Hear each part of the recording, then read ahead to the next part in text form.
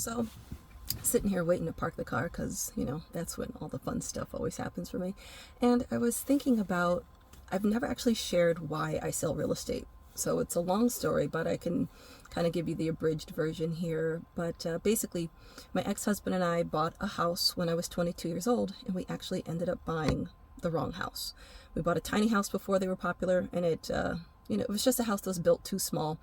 We had contracted somebody through Yahoo Real Estate. So Yahoo used to have a real estate division, and this agent named Eddie came out and showed us 3 places, and the last place we looked at was the one that my ex-husband and I decided to put a bid on. And it was a cute new construction, 2-bedroom, 1.5 bath with garage, close to a park in Seattle.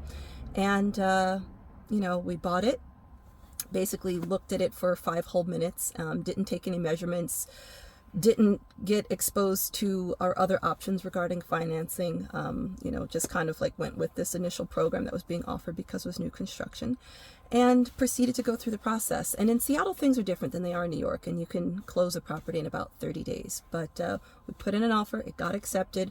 We ended up going to an inspection. Our agent did not attend it. The inspector let himself in because he had access to lock boxes. And inspection said everything was good. It was new construction. And about 3 weeks later, we got an appointment to go to a title closer. And that's the way that things are done in Seattle. There's no attorneys involved. It's escrow and title closers.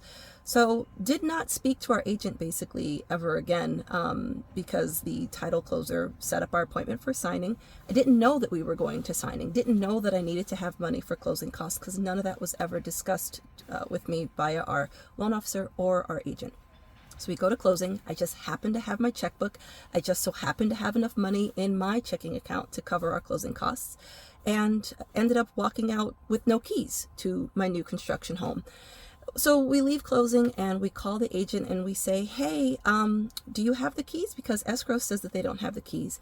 And then the agent arranged for somebody to come meet us at the property and give us the keys to let us into our new home. And once we moved in, that's when we realized that we'd actually bought too small of a house. It was maybe 13 feet wide, could barely fit the car in the garage. I could not open the passenger side door to get out when we pulled in. Our queen size mattress didn't fit in our primary bedroom. Our couch was too big for the living room. Everything was just wrong, and I had the biggest amount of buyer's remorse. And my husband and I at the time, we talked about how did we not realize this in the process? I guess we were so wrapped up and excited by the newness of it all and feeling adult because, I was 22 and he was 25. And we actually ended up just buying something completely uneducated and ended up with the absolute wrong house. So after we, reconciled our feelings about buying too small of a house and, learning about the, mortgage industry and learning a little bit more about real estate, I decided that I could do better and I could educate my clients on all of their options regarding what they can afford, the size of the home, and point out things that kind of pierce the veil of the excitement of it all so that you don't have intense buyer's remorse. I didn't want people to have to go through what I went through. So I'm hoping that in this career of mine that I'm able to share my experiences, positive and negative, and educate my clients and guide them in a way so that they don't have any regrets when they purchase and they don't have any regrets when they sell. And year 19 is starting to look, really good. So thanks for